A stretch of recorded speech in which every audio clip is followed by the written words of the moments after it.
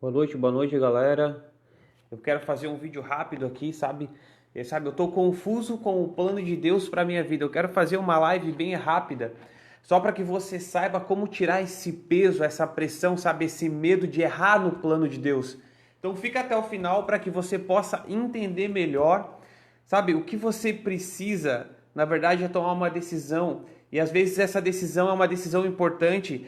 E aí você fica com esse peso porque você acha que você só tem duas opções.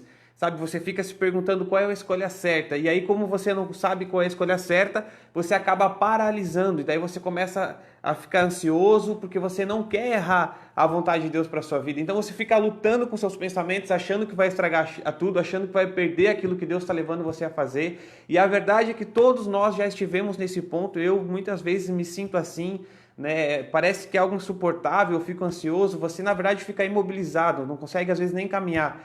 Então quando você vai andando, você vai vendo que muitas vezes você está nesse ponto que é uma encruzilhada que você parece que tem só duas opções, sabe? Que ou você acerta ou você erra. Ou você vai fazer a escolha certa ou você vai fazer a escolha errada. E aí você pensa, cara, se eu fizer isso eu vou prosperar, se eu não fizer eu não prospero. E aí você fica naquela dúvida de não saber que passo tomar porque você não sabe qual é a vontade de Deus ou se é esse o plano que Deus tem para você. Agora presta atenção nisso que eu vou falar agora. Olha o que o profeta Jeremias diz. Ele diz assim, que Deus tem planos para nós, e são planos de prosperar e não de ferir, e Ele planeja esperança e um futuro bom. Mas o que eu quero que tu entenda é a palavra planos, que está no plural, planos, e é aqui que está o ponto. Presta atenção. A Bíblia diz em Apocalipse que Jesus ele foi crucificado desde a fundação do mundo, ou seja, antes da fundação do mundo. E aí não é interessante que antes que Adão tivesse um problema, Deus já tivesse uma resposta? Então, quando você falhou e pensou que errou o plano de Deus, ele já tinha uma resposta para você antes da fundação do mundo. Sabe, Jesus é o Rei dos Reis. E por que ele nasce numa manjedoura? Sabe, na verdade é porque não havia espaço em hotel ou em pousada, mas o ponto que eu quero entrar é que, na verdade, esse evento, ele poderia talvez ter sido organizado por Deus. Foi Deus que fez tudo, por que ele não fez de maneira diferente?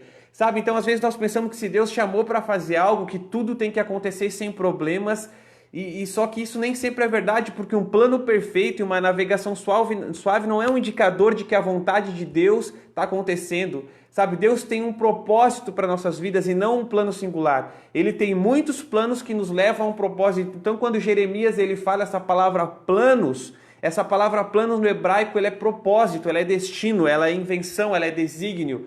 Então algumas traduções ainda vão dizer, eu conheço os pensamentos que eu tenho sobre vocês. Sabe, Deus ele não tem um plano para a sua vida, ele tem um propósito para a sua vida, ele tem muitos planos para te levar a um propósito. O que isso significa? Significa o melhor, que nós não podemos estragar tudo. Então, se você estragar o plano A, ele tem um plano B, ele tem um plano C, ele tem um plano D, para chegar até o propósito. Então, ele pode redirecionar e mudar 1000 vezes o plano, mas ele vai atender um propósito. Então, o que eu quero realmente que você entenda é isso, que você não pode atrapalhar o propósito de Deus para a sua vida. Ele tem muitos planos para que você chegue a um propósito. Então se você está vendo esse vídeo, sabe, eu quero que você tire essa ansiedade do seu destino, essa ansiedade do seu futuro, esse peso que você carrega às vezes no seu ombro e comece a entrar num conforto de Jesus. Se Jesus ele não tinha onde nascer, não tinha uma pousada em um hotel, Deus não ficou surpreso, não ficou em pânico com isso, da mesma maneira ele não fica surpreso com a sua vida, ou que a sua vida não tenha sido perfeita, porque a perfeição não foi um plano, sabe? Para que você entenda melhor, qual é a decisão que você está enfrentando hoje? Sabe, que essa decisão na verdade seja algo que Deus está fazendo para que você seja promovido, que eu quero encorajar você é que você esteja numa jornada, sabe? E mesmo que você não saiba qual decisão tomar, você continue sobre o amor de Deus, porque Ele é um bom Pai, mas avançando. Sabe, Deus ele não é um dono de um circo que te fez para andar numa corda bamba. Sabe, não importa a montanha, a decisão que você tem que tomar, a montanha que você esteja subindo, o desafio que você esteja processando e enfrentando no momento, você precisa estar envolvido no amor de Deus, porque o amor de Deus é o que te dá força, sabe? Para que você possa compreender. A Bíblia diz que Ele nos cobre com comprimento, altura, profundidade, largura. Então, conhecer o amor de Deus, ele ultrapassa tudo. O amor de Jesus, ele traz amplitude, ele é multidimensional. Então, o que você precisa entender é que você pode correr e o amor de Jesus sempre vai te alcançar. Não importa onde você estiver. Sabe, quando você desiste, o amor de Jesus continua. Quando você cai, o amor de Jesus te levanta. Quando você, sabe, precisa de coragem para enfrentar os seus medos, é Ele que vai te dar esperança, é Ele que vai te dar força quando você estiver cansado. Quando Paulo ele fala dessas medidas, dessas dimensões do amor de Deus, depois em seguida ele escreve assim, que Ele é capaz de fazer muito mais abundantemente acima de tudo aquilo que nós pedimos, pensando de acordo com o poder que opera em nós. Então, se você pedir, Deus dá mais. Se você pensar, Deus aumenta. Se você sonhar grande, Deus sonha maior. Se você está mirando um alvo, um objetivo, sabe, Deus ele está mirando mais alto ainda. Então, Deus ele sempre tem algo maior. Você está em busca de um emprego e Deus ele está procurando te dar um destino, sabe? Ele quer te dar um ministério. Sabe, você conhece a história de José.